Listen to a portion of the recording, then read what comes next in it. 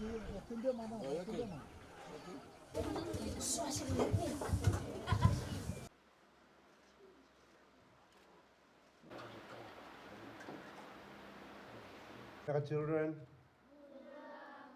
Chusumana, Chusuatrangelo Watu, Chukana District Advisory Counselors, children, students, and parents, the head teacher. Ladies and gentlemen, first of all, I'm very glad that I could come to see you all children before you go home today. You're looking forward to go home? No, you want to stay here? After this, then you can go home. So I won't speak very long because I know it's been a long day. I know your parents are waiting, your transport is also waiting. But for me, I'm very happy to be here. It's an honor to be here at the Savusavu Public School. This morning, I was up in the Singataka Valley. There's a settlement there called Tabuto Settlement in the Singataka Valley, and we also launched a safe water like this for that particular settlement earlier this morning. So I'm very glad to be here, and thank you also for the Savusavu, and thank you for the warm words of welcome and the introduction. Makes me feel very old now. I actually now have one more grandchild, so it's 7 altogether.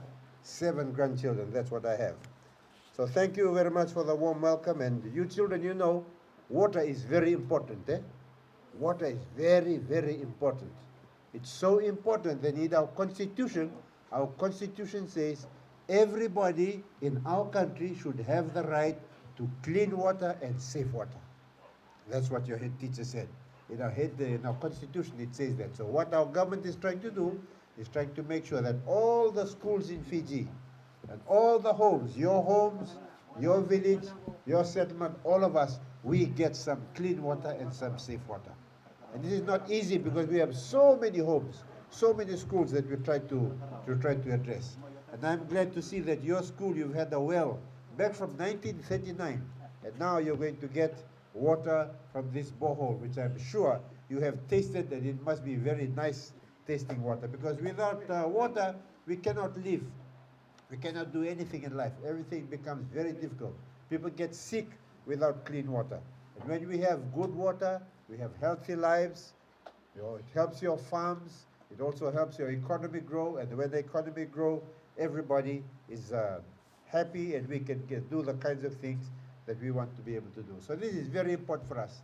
I'm very glad that I can be here to see that you have nice, clean water. Not just water for the grog, but water for drinking, water for washing, water for all of those things. That's very important. Your community is located in one of the driest parts of Viti Level, this Momi area. The beautiful hidden paradise of Savusavu, not in Savusavu Bay, but in Momi Bay. Very beautiful paradise that we have here.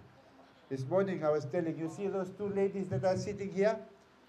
See the lovely lady on this side here? Her name is Dr. Rachel Tanga. She is not a medical doctor.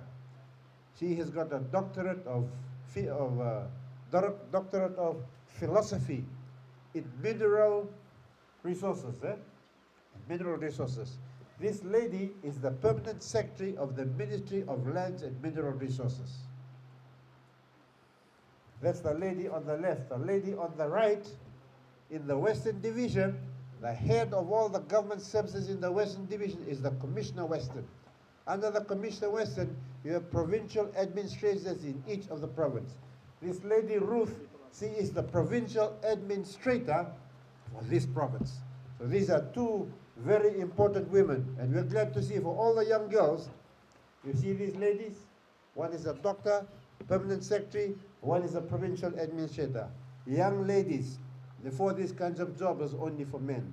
Today, all the young girls can become permanent secretary and provincial administrators and ministers just like them.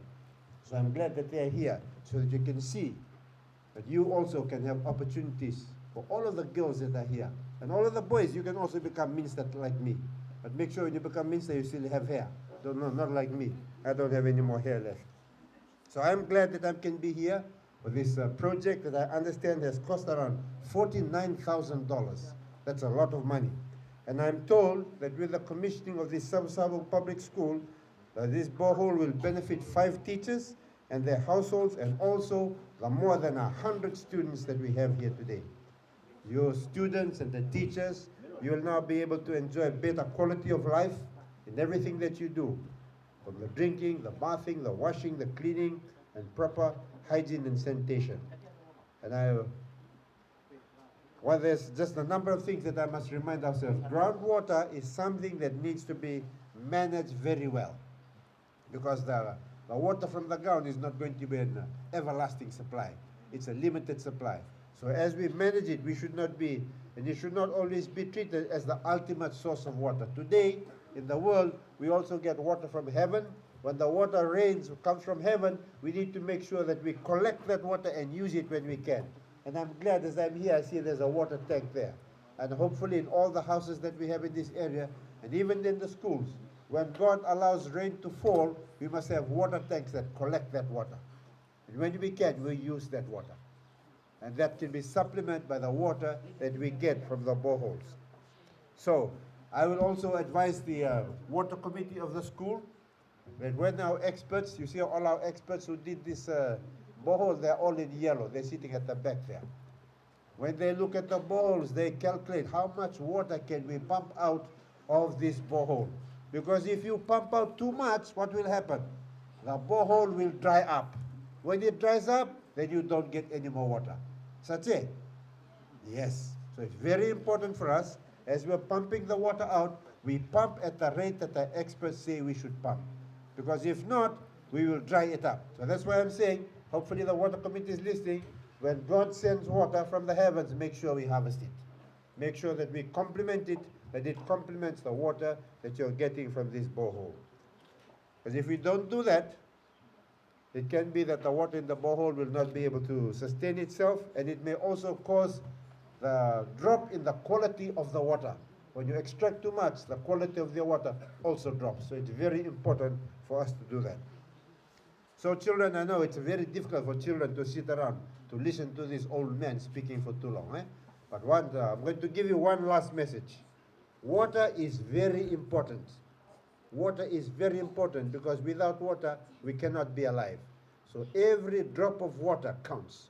We must make sure that when we can, we save water, we conserve water, and we use it wisely so that it can be used for the benefit of everybody.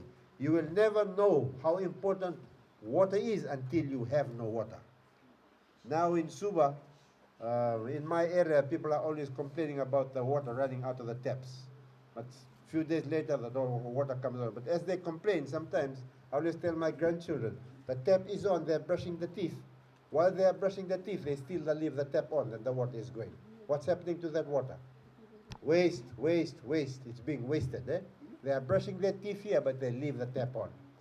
That water is going down into the drain, back into the ground. That's wasted water. That's why it's very important for us to use the water wisely. Use the water wisely. Every drop counts, so conserve water and use it wisely. And on that note, lovely children of Savusavu Public School, the teachers, the members of the community, members of the Vanua, and our senior government officials. On that note, I now have much pleasure in commissioning the Savusavu Public School borehole project. Thank you. Vinagwalevu, Bahut Dhanyabad, and Shukriya. We will have our Talano session afterwards. I will now invite... May God bless your water and your future.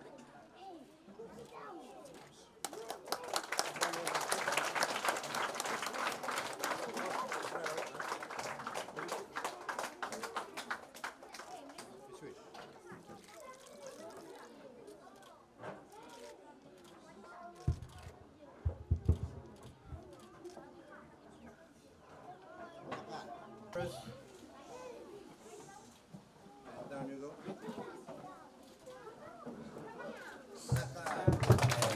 Thank you.